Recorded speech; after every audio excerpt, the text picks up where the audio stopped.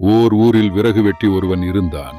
நாள்தோறும் அவன் காட்டுக்குச் சென்று விறகு வெட்டி அவற்றை மக்களிடம் விற்று அதனால் கிடைக்கும் வருமானத்தில் வாழ்ந்து வந்தான்.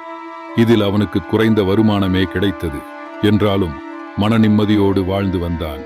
ஒரு நாள் அவன் வழக்கம் போல் காட்டில் விறகு வெட்டி கொண்டிருக்கும் போது ஓர் அரச மரத்தின் பக்கமிருந்து, "உனக்கு 7 ஜாடி தங்கம் வேண்டுமா?" என்று குரல் கேட்டது. விறகு வெட்டி அந்த மரத்தின் அருகில் சென்றான்.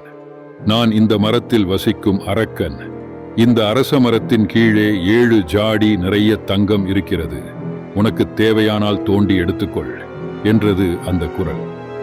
விறகு வெட்டி 7 ஜாடி தங்கம் என்றதும் மிகவும் மகிழ்ந்தான்.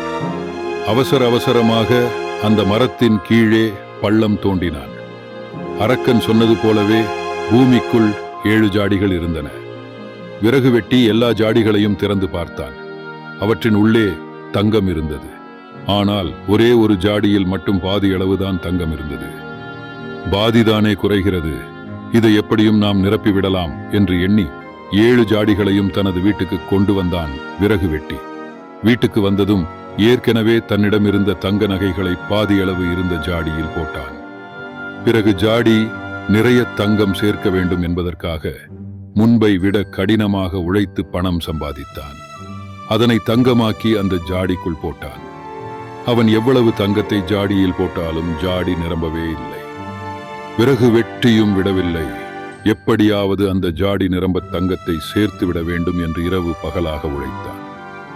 இதனால் அவன் நிம்மதி போயிற்று, தூக்கம் போயிற்று, உணவு உண்ணவும் மறந்தான். இறுதியில் அவன் துரும்பாக இளைத்து விட்டான். இவ்வாறே தொடர்ந்து செய்து வந்தான். ஒரு நாள் அவன் நண்பன் ஒருவனை பார்த்தான். அவன் விறகு வெட்டியின் நிலைமையை பார்த்து பரிதாபப்பட்டான். அவனுடைய நிலைமைக்கு காரணம் என்னவென்று கேட்டான். விறகு வெட்டி நடந்த கதை அனைத்தையும் கூறினான். விறகு வெட்டி சொன்னதை கேட்ட அவன், "நண்பரே, காட்டில் உள்ள அரச மரத்தின் அடியில் இருந்துதானே அந்த ஜாடியை நீ எடுத்து வந்தாய்?" என்று கேட்டான். "அட, ஆமாம், உனக்கு எப்படி இது தெரியும்?" என்று நண்பனை பார்த்து கேட்டான் விறகு வெட்டி. அதற்கு அவன், "நானும் இந்த 7 ஜாடி தங்கத்திற்கு ஆசைப்பட்டு என் மன நிம்மதியை கெடுத்து கொண்டவன்தான்" என்றான். "அப்படியானால் நான் இப்பொழுது என்ன செய்வது?" என்று கேட்டான் விறகு வெட்டி. "இந்த ஜாடிகளை எடுத்துச் சென்று முன்பிருந்த இடத்திலேயே புதைத்துவிட்டு, பேராசையை தூண்டிவிட்டு, மன நிம்மதியை கெடுக்கும் உன் 7 ஜாடி தங்கத்தை நீயே வைத்துக்கொள் என்று அரக்கனிடம் கூறிவிட்டு வந்துவிடு" என்றான் விறகு வெட்டியின் நண்பன்.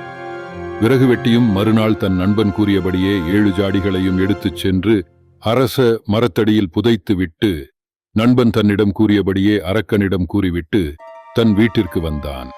அதற்கு பிறகு விறகு வெட்டியின் பேராசை முழுவதும் தணிந்திருந்தது. அவன் மன நிம்மதியுடன் வாழ்ந்தான். நீதி: ஏதாவது ஒரு பொருளின் மீது நாம் பேராசைப்பட்டால் நமது மன நிம்மதிதான் கெடும். எனவே ஆசையை அளவோடு வைத்துக்கொண்டு வாழப் பழக வேண்டும்.